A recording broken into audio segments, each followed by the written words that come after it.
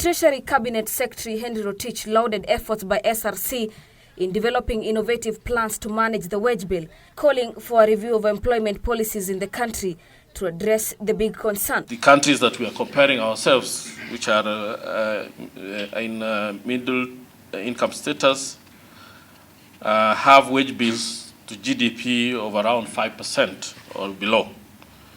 So we must therefore continue to take drastic measures to meaningfully reduce the wage bill ratio without, of course, compromising our ability to hire and retain quality staff in the public sector. In this regard, as you all know, we have set ourselves a target of 6% over the medium term and 5% in the outer years to ensure that we keep our wage bill sustainable. And of course, as we continue to improve our economies to achieve our Vision 2030 objectives. Kenyans in public service that we must go back to the basics.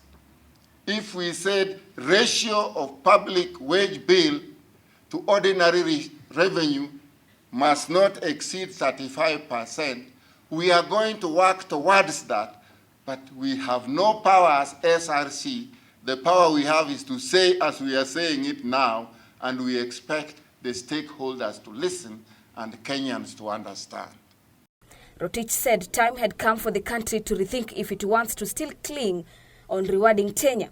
In adopting performance contracting approach and improving the appraisal system. But more needs to be done to ensure that these performance measurements systems are tied to the salary review process. Moreover, the productivity center will need to be functional so as to help the work of the Commission in terms of designing productivity-based salary reviews. He also assured the Commission that it will help in the review of its budget after 200 million shillings was slashed by Parliament. We will constantly engage Parliament to ensure that the resources that have been budgeted for you to do the work will continue to be availed to you. The Commission said the country must embrace drastic measures to minimize the threatening wage bill. The ratio should not exceed 35% wage bill to ordinary revenue.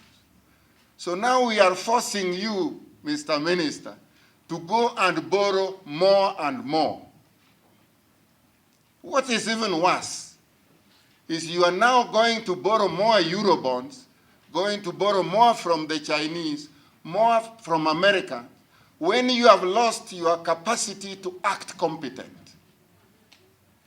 You are going to borrow when you are forced to act desperate, which means we are going to pay more than 6% in interest when Kenya had capacity before to negotiate 4-5%, if not less.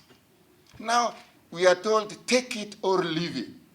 Government compensation and employment policies are therefore important for the efficient delivery of public services.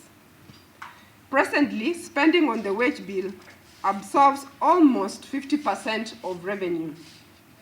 It is a well-known fact that a high public wage bill crowds out resources for development and service delivery.